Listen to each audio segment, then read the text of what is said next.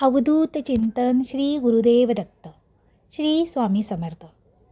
सर्व स्वामी भक्तांचे आपल्या स्वामी भक्ती या चॅनेलमध्ये खूप खूप मनापासून स्वागत आहे.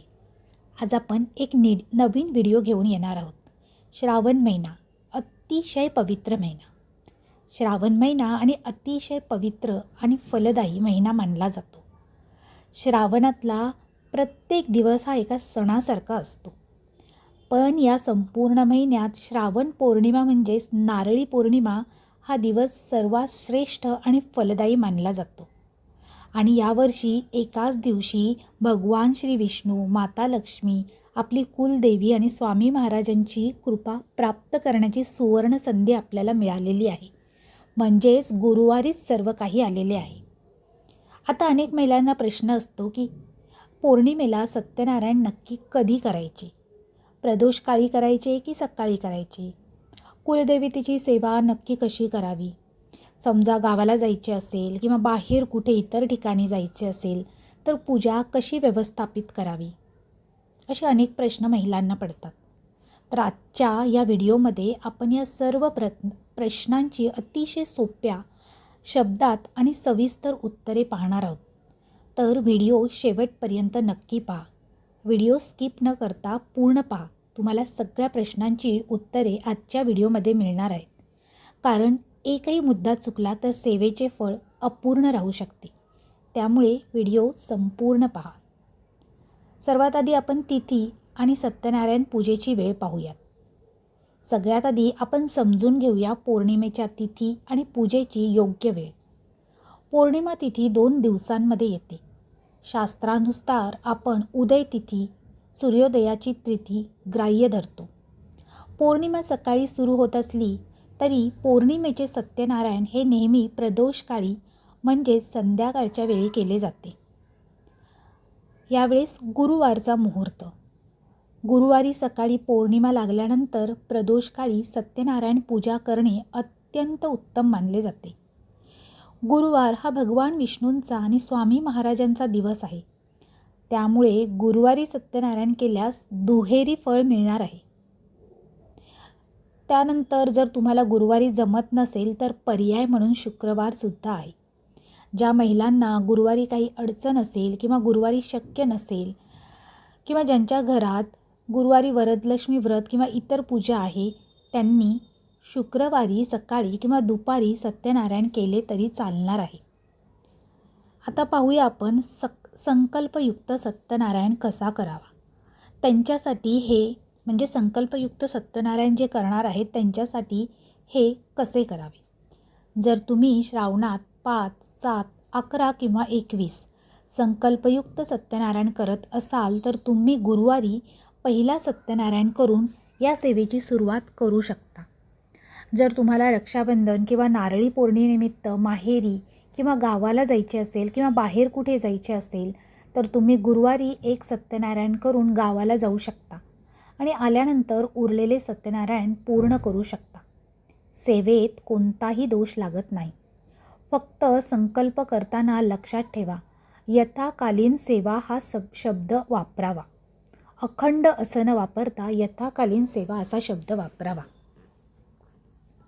पुढे पाहूया आपण कुलदेवतेची विशेष सेवा आणि मंत्रजप. आता वळूया व्हिडिओच्या सर्वात महत्त्वाच्या भागाकडे. ते म्हणजे कुलदेवतेची सेवा. आपल्या कुलदेवीची सेवा. आपल्या कुलदेवीची सेवा करणे फार फार महत्त्वाचे असते. श्रावण महिन्यात आपण शिवलीलामृत, स्वामीचरित्र, नवनाथ किंवा गुरुचरित्र यांसारख्या अनेक पोथ्यांचे पारायण करतो. पण आपल्या कुलदेवीची सेवा राहून जाते. पौर्णिमा हा कुलदेवीला प्रसन्न करण्याचा सर्वात शक्तिशाली दिवस आहे. चटकन पावणारे दैवत म्हणजेच आपली कुलदेवी. कुलदेवीसाठी या पौर्णिमेला काय करावे ते आता आपण पाहूया. श्री दुर्गा सप्तशती, सिद्धकुंजिका स्तोत्र. शक्य असल्यास या दिवशी श्री दुर्गा सप्तशती ग्रंथाचे वाचन करावे. जर वेळ नसेल तर कमीत कमी 11 वेळा श्री सिद्धकुंजिका स्तोत्र नक्की वाचावे. यामुळे संपूर्ण दुर्गा पाठाचे आपल्याला फळ मिळत असते. त्यानंतर मंत्रजप. म्हणजेच माळ ओढणे. तुम्हाला तुमच्या कुलदेवीचा मूळ मंत्र माहीत असेल, उदाहरणार्थ ओम श्री महालक्ष्मी नमः किंवा ओम श्री रेणुकाय नमः, तर त्या मंत्राचा जप करत माळ जपायची आहे. जर कुणाला कुलदेवीचा मंत्र माहीत नसेल तर नवारण मंत्र म्हणत एक माळ जपायची आहे. नवारण मंत्र मी इथे वरती दिलेला आहे. ओम ऐ ह्रीं क्ली चामुंडाय विचे असा तो मंत्र आहे. या मंत्रात महाकाली, महालक्ष्मी आणि महासरस्वती या तिन्ही शक्तींचा वास असतो. कुंकुमार्जन आणि लवंगाची माळ. घरातील कुलदेवतेच्या प्रतिमेवर किंवा टाकावर थोडे तांदूळ ठेवून त्यावर कुंकू अर्पण करत कुंकुमार्जन करावे. तसेच देवीला 11 किंवा 21 अख्ख्या लवंगाची माळ तयार करून अर्पण करावी. यामुळे घरातील आजारपण आणि नकारात्मक ऊर्जा दूर होते. आता पुढे कुलदेवीची ओटी भरणे आणि सुवासिनी पूजा कशी करावी ते पाहूया. श्रावण पौर्णिमेला कुलदेवीची ओटी भरली जाते आणि कुलदेवीची ओटी भरणे श्रावण महिन्यात श्रावण पौर्णिमेच्या दिवशी अत्यंत शुभ मानले जाते. पाहूया ओटी कशी भरावी. देवीच्या टाकाला व मूर्तीला खण आणि नारळाने ओटी भरावी. नारळाची शेंडी देवीकडे असावी. सोबत थोडे तांदूळ, हळद कुंकू आणि एक फळ ठेवावे. तुम्ही हे काम तुमच्या घरातील देव्हाऱ्यात करू शकता किंवा जवळच्या देवीच्या मंदिरात जाऊन सुद्धा करू शकता. जसे तुम्हाला शक्य असेल त्याप्रमाणे ही सेवा करावी. त्यानंतर सुवासिनी पूजा व अन्नदान हा सर्वात मोठा उपाय आहे.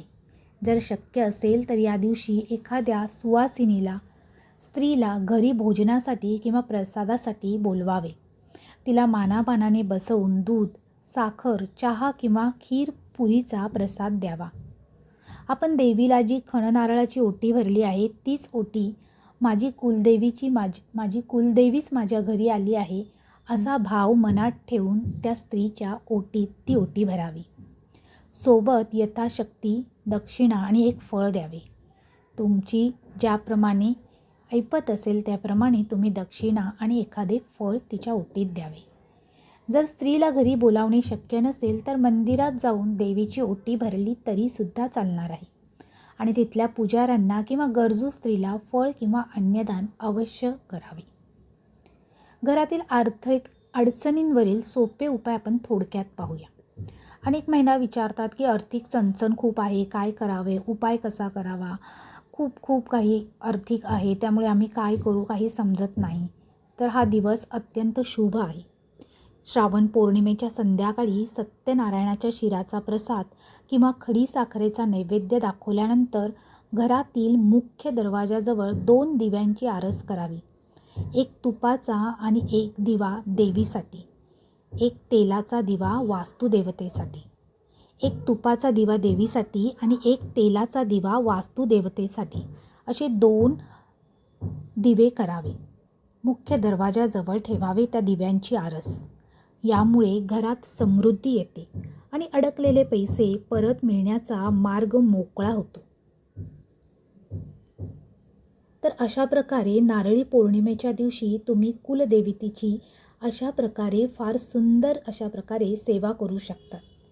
तर महिलांनो, या श्रावण पौर्णिमेला सत्यनारायण पूजेसोबतच आपल्या कुलदेवतेची ही छोटीशी पण अत्यंत प्रभावी अशी सेवा नक्की करा.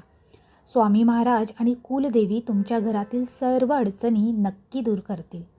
झालेली ही सेवा श्री स्वामी महाराजांच्या आणि कुलदेवतेच्या चरणी रुजू करते. तुम्हाला आजचा हा व्हिडिओ कसा वाटला हे कमेंटद्वारे कमेंट करून नक्की कळवा. कमेंटमध्ये श्री स्वामी समर्थ असे लिहायला विसरू नका. जय कुलदेवी असे सुद्धा लिहायला विसरू नका. आणि व्हिडिओ आवडला असेल तर लाईक करा आणि तुमच्या मित्रपरिवारासोबत तसेच नातेवाईकांना शेअर करायला विसरू नका. त्याचप्रमाणे स्वामी भक्ती हा चॅनेल तुम्हाला आवडत असेल तर चॅनेलला अशाच प्रकारे माहिती मिळवण्यासाठी सबस्क्राईब नक्की करा. पुन्हा भेटूया अशाच एका नवीन आणि माहितीपूर्ण व्हिडिओमध्ये. तोपर्यंत सर्वांना श्री स्वामी समर्थ. श्री गुरुदेव दत्त.